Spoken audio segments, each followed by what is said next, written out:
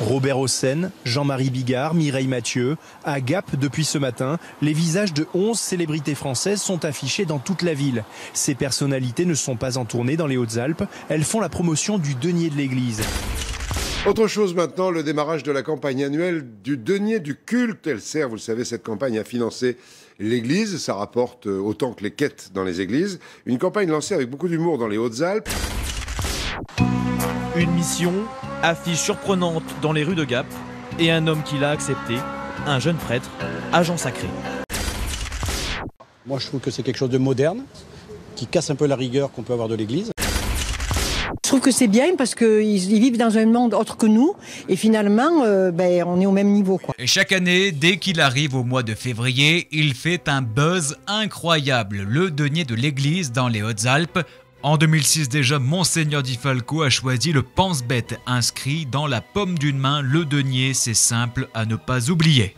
En 2007, année d'élection oblige, le diocèse se sent obligé de glisser son denier dans l'urne de la générosité. Puis, les campagnes se sont succédées avec chaque année un clin d'œil, un jeu de mots, une allusion qui fait sourire, qui fait parler. L'église qui a besoin de blé, le chemin du Seigneur qu'il faut préparer grâce aux dons, le miracle et les pains grâce aux généreux donateurs, sans oublier bien sûr les prêtres chanteurs qui prennent la pause pour la bonne cause. Une grande aventure s'achève. Je ne vous ferai pas de sermon, faites un don, écrit Charles Truche. Ne vous faites pas prier, donnez, s'amuse Jean-Michel Bardet. Ne vous faites pas sonner les cloches, mettez la main à la poche pour Joseph Nguyen et Monseigneur Di Falco qui évoque les dons envers Madagascar. Puis est arrivé notre père agent secret ou encore les célébrités qui s'engagent pour les Hautes-Alpes. Et tout ça, c'est bien sûr pour la bonne cause. Vous savez donc que depuis la loi 1905, il y a la séparation de l'Église et de l'État.